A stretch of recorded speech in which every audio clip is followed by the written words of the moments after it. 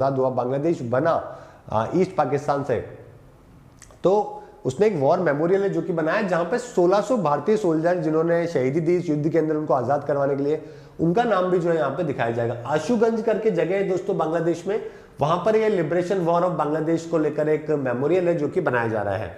मोदी जी और वहां के जो मिनिस्टर है दोनों मिलकर है जो कि इसको इनॉग्रेट करने वाले हैं। ठीक है, चलिए, शेख हसीना और प्राइम जो मोदी जी दोनों मिलकर है जो कि उन्होंने 2021 में जो है इसका फाउंडेशन स्टोन है जो कि रखा था, अब जाके फाइनलाइज है जो कि हुआ है, और यहाँ पे हमारे जवानों के नाम है जो कि यहाँ पे दिए गए। काफी जबरदस्त, काफी बड़ा मेमोरियल है जो कि बनाया गया है। चलिए, इसके ऊपर एक मूवी भी आ रही है, आपने देखा होगा मैनेक शॉ के ऊपर, मेरे ख्याल से कौन है एक्टर जो अपने विकी है ना, तो वो एक्टिंग कर रहे हैं, मैनेक शॉ बने। 1971 युद्ध के बारे में बताया गया है। 1971 का युद्ध दोस्तों बहुत ही हमारे पूरे वर्ल्ड के लिए ज्योग्राफिकली बहुत ही इंपॉर्टेंट था, क्योंकि पूरा नक्शा बदल गया था। पहले आपको मालूम होगा कि ये ईस्ट और ये वेस्ट पाकिस्तान है जो कि हुआ करते थे, है ना, और यहाँ पे जो है बहुत ज्यादा ह्यूमैनिटेरियन प्रॉब्लम थी। वेस्ट के लोग ईस्ट पाकिस्तान को पाकिस्तान के लोग मानते ही नहीं थे, ना ईस्ट की बातें वेस्ट में सुनी जाती थी, क्योंकि मेन सरकार तो यहीं से चलती थी, है ना, और इनका बहुत ज्यादा बेचारों का हालत जो है वहां पे बहुत खराब थी।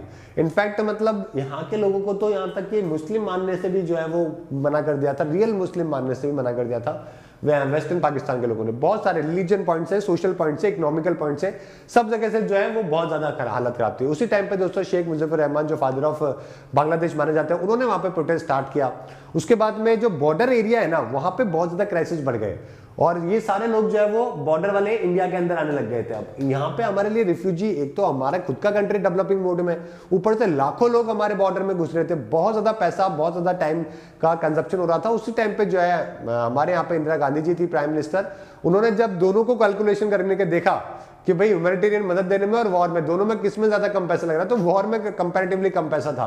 और क्योंकि जब इतना ज्यादा ह्यूमैनिटेरियन क्राइसिस होता है तो फिर आपस में क्या होता है, कॉन्फ्लिक्ट भी बहुत होता है, क्योंकि लोकल लोग अलाउ नहीं करते, वहां के लोग अंदर घुसते, तो वहां पर भी बहुत ज्यादा रिफ्यूजी क्राइसिस और आपस में लड़ाई दंगे बहुत कुछ देखने को मिलते हैं। उन सबको रोकने के लिए एक जो स्ट्रेटेजी बनाई गई वो बनाई गई बांग्लादेश को आजाद करवाने को लेकर।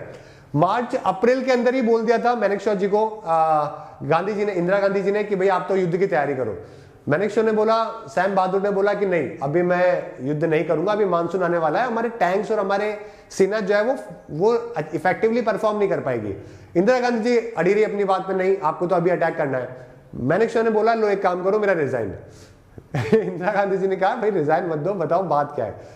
सैम बहादुर ने बोला, एक काम करते हैं, आप, मैं गारंटी देता हूं कि आपको युद्ध जितवा के दूंगा, लेकिन आपको मेरे स्ट्रेटेजी के हिसाब से चलना पड़ेगा, पूरा प्लानिंग एग्जीक्यूशन सब मेरे हिसाब से करनी पड़ेगी। इंदिरा गांधी जी ने कहा ठीक है डन, आप अपने हिसाब से करो। जब मानसून पास हो गया, सबसे पहले तो इंदिरा गांधी ने स्ट्रेटेजी अपनाई इंटरनेशनली अपने आप को सेव करने के लिए। सबसे पहले तो रशिया से जो है वो अगस्त सितंबर में एक ट्रीटी है जो कि साइन करवा ली थी, फ्रेंडशिप ट्रीटी, जिसके तहत ये था कि अगर फ्यूचर में कुछ भी होता है, इस तरीके का कोई भी इंसिडेंट होता है, तो रशिया जो है वो इंडिया को पूरी मदद करेगा। तो यूएसए और चाइना, इन दोनों को लेकर जो है वो इंडिया एक तरीके से सेफ हो चुका था, क्योंकि रशिया ने ट्रीटी साइन कर ली थी। रशिया भी बहुत इंटेलिजेंट था, रशिया को समझ में आ गई थी कि इंदिरा गांधी जी ने अभी ही ये ट्रीटी क्यों साइन करवाई है। रशियन एजेंसीज ने पाकिस्तान को पहले से वार्न कर दिया था कि सुसाइड मत कर लेना, ये युद्ध तुम्हारे लिए सुसाइड होगा। पाकिस्तान को समझ में आई नहीं ये बात, उन्होंने सोचा इंटरनेशनल हमारे पास सपोर्ट भी बहुत है और हमारा खुद का ये तो इंटरनल कॉन्फ्लिक्ट है, इंडिया इसमें करेगा तो इंटरनेशनल प्रेशर होगा, फलाना ढिमकाना। उनको ये बात पता ही नहीं थी कि इंडिया पहले से एक सेफ साइड है जो कि ले चुका है। उसके बाद में दिसंबर आते आते दोस्तों क्या हो गया कि चाइना के इंडिया के बॉर्डर पे बर्फबारी हो जाती है हिमालय की वजह से। ये बात हमें समझ आ गई थी, हमने हमारा वेस्टर्न फ्रंट मजबूत कर लिया था। चाइनीज इंकर्जन रोकने के लिए दिसंबर तक का वेट किया, क्योंकि वहां पे स्नोफॉल हो जाएगी तो चाइनीज भी अंदर नहीं आ पाएंगे। ये दोनों इवेंट हो चुके थे, उसके बाद हुआ अटैक स्टार्ट। अगर आप देखोगे इसकी युद्ध की डेट देखोगे तो 3 से 17 दिसंबर 1971 इसीलिए देखने को मिली है दिसंबर के अंदर। समझ गए, 2 वीक का टाइम था। इंडिया और ईस्ट पाकिस्तान बॉर्डर पे, बे ऑफ बंगाल पे, है ना, उस जगह पे ये लड़ाई जो है ऑलमोस्ट हर जगह पे बॉर्डर पे, फ्रंट पे लड़ाई है जो कि लड़ी गई, और इंडिपेंडेंस जो है वो बांग्लादेश की देखने को मिली। वेस्टर्न फ्रंट के ऊपर जो है दोनों ने अपनी अपनी एलओसी को जो है वो रिटेन कर लिया। ठीक है, शिमला एग्रीमेंट के अंदर कई सारा लैंड भी हमने ऑक्यूपाई कर लिया था, लेकिन वो हमने वापस लौटा दिया। 90,000 सोल्जर जो थे वो भी हमने बंदी बना लिए थे, उनको भी हमने वापस उस टाइम पे छोड़ दिया था। ठीक है, तो यहाँ पे आप देख सकते हो ये न्याजी है जो कि पाकिस्तान ईस्टर्न कमांड के हेड थे ढाका के अंदर। इन्होंने इंस्ट्रूमेंट ऑफ सरेंडर है जो कि साइन किया था। उस टाइम पे हमारे लेफ्टिनेंट जनरल जो है वो जगजीत सिंह अरोड़ा है जो कि उनके साथ के अंदर जो इंस्ट्रूमेंट ऑफ सरेंडर जो कि उनसे साइन करवा रहे हैं, है ना। पहली बार इंडियन सब कॉन्टिनेंट के अंदर सबमरीन एक जो है वो उड़ती हुई जो है वो पूरी दुनिया ने देखी। गाजी करके एक सबमरीन थी इनकी, वो उड़ा दी थी हमने इंडियन ओशन में। तो वो पहली बार दुनिया ने सबमरीन को इस तरीके से डिवास्टेटेड होते हुए देखा।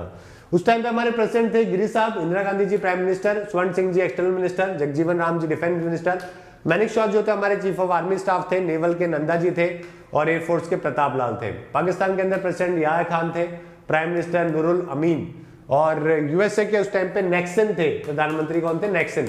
और नेक्सन जो का पूरा दिल जान जिगर हर तरीके से पाकिस्तान को पूरा सपोर्ट था, मिलिट्री के हिसाब से, इंटेलिजेंस के हिसाब से पूरी जो है वो पाकिस्तान ने हेल्प है जो कि दी थी। उस टाइम पे जियोपॉलिटिकल कंडीशन अलग थी। चाइना और उस टाइम पे अमेरिका, ये दोनों पाकिस्तान के बहुत प्राइम सपोर्टर थे, है ना। और इंडिया का जो सोल सपोर्टर था वो उस टाइम पे रशिया था। उसके बाद में इजराइल, ऑस्ट्रेलिया, ये सारे कंट्रीज देखने को मिलते थे। चलिए ठीक है, कैजुअलिटीज की बात करें तो पाकिस्तान को नियर बाय यहाँ पे 10,000 के आसपास की कैजुअलिटीज देखने को मिली। इंडिया की कैजुअलिटी थोड़ी ज्यादा हुई क्योंकि सेना भी हमारी थोड़ी ज्यादा थी। अगर आप देखोगे हमने 180 किलोमीटर स्क्वायर का एरिया जो है वो टेरिटरी लॉस्ट किया, वहीं पर ही पाकिस्तान की तरफ से 15,000 किलोमीटर की टेरिटरी लॉस्ट है जो कि देखने को मिला, है ना। तुर्तुक जो कि लास्ट विलेज आपको देखने को मिलता है सियाचिन ग्लेशियर से नुब्रा वैली से होते हुए लद्दाख वाले रीजन में, वो वापस से इंडिया में आ गया। काफी सारे फाइटर प्लेन्स, काफी सारे शिप्स हैं जो कि इस युद्ध के अंदर चल बसे।